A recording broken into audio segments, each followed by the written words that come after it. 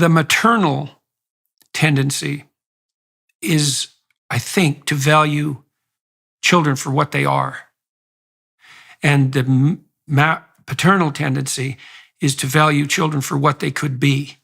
And then if you have that nicely balanced, and I mean, a man can value children for who they are as well, and a woman can encourage what they could be. But broadly speaking, the symbolic proclivity, the essential proclivity seems to be that. And I think that's partly, perhaps, you tell me what you think about this,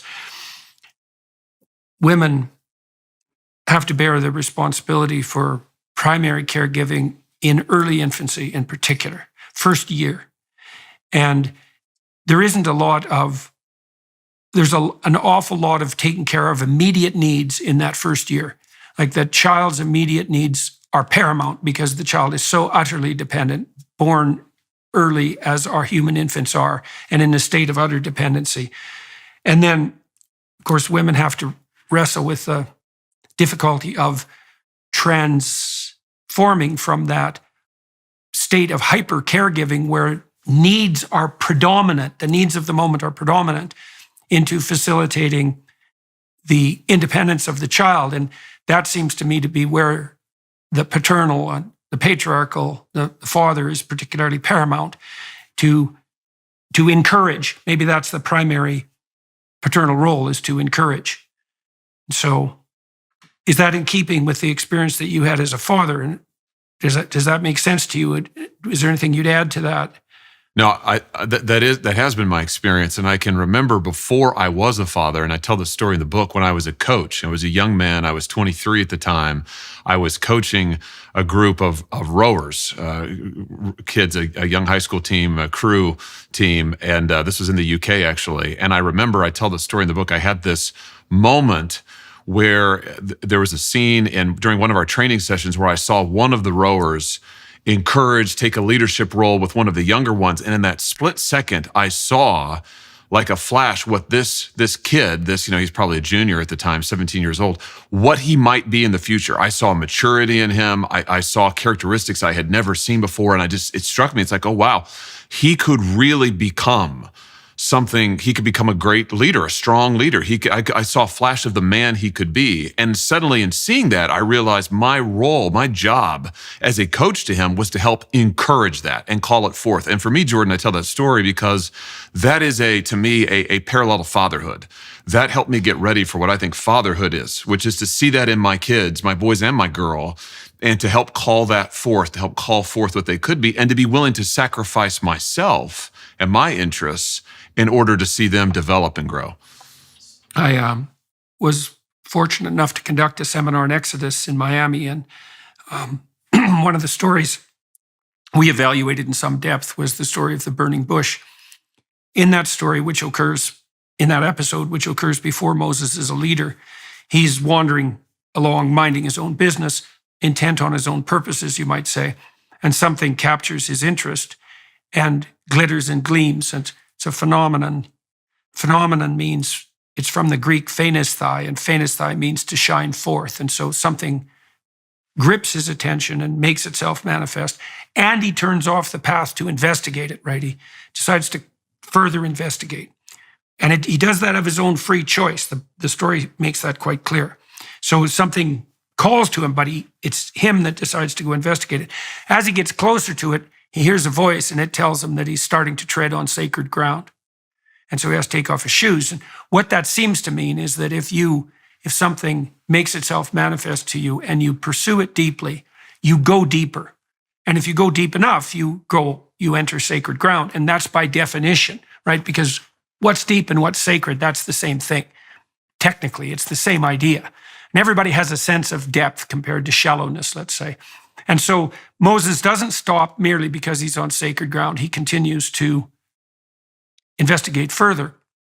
And he, at some point, as a consequence of his engagement, at least in part, it's the voice of God itself that speaks to him. And it speaks with the voice of being and becoming. God says something like, I am that I am, or I am what I will be, or I have been what I will become.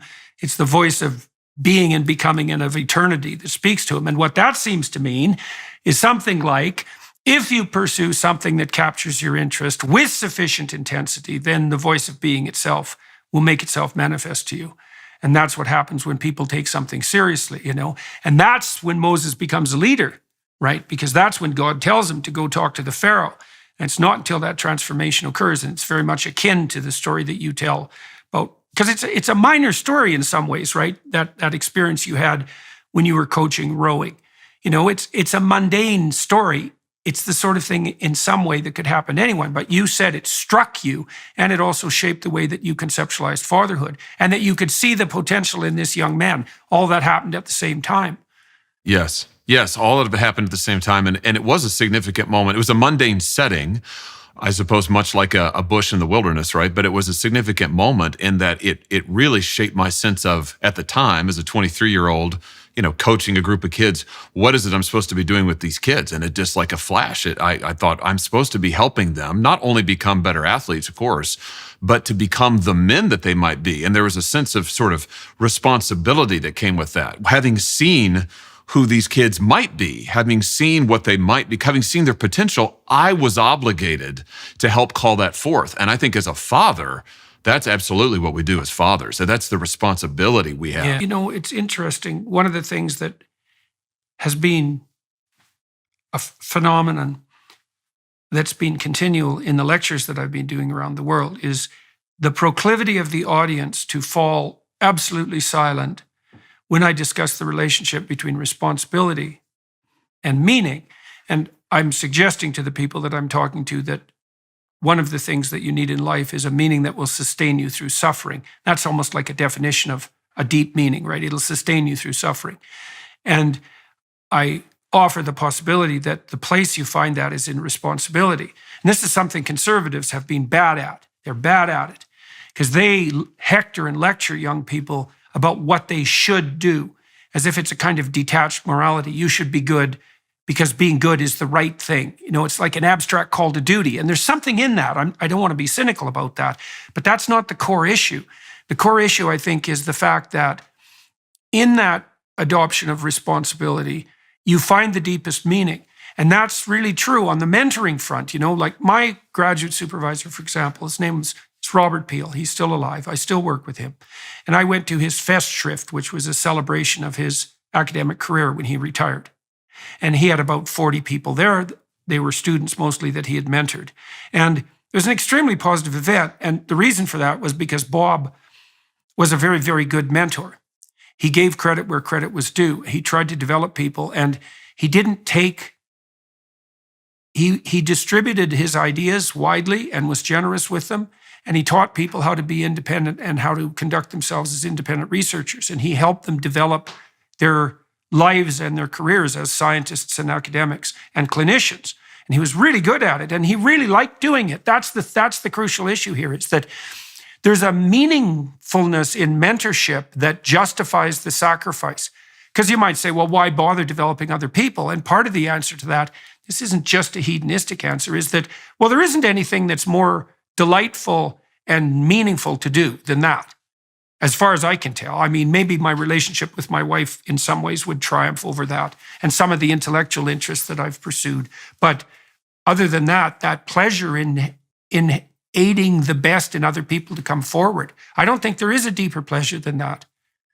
No, I agree with you. I don't think there is either. And just to your point about the power of responsibility and why it's sure we want to call people to duty, yeah, of course, but the power of responsibility, it is the most transformative thing in your life, I believe. That's been my experience and my observation. If you want to exercise influence in life, I think every man wants to be influential and wants to leave a legacy.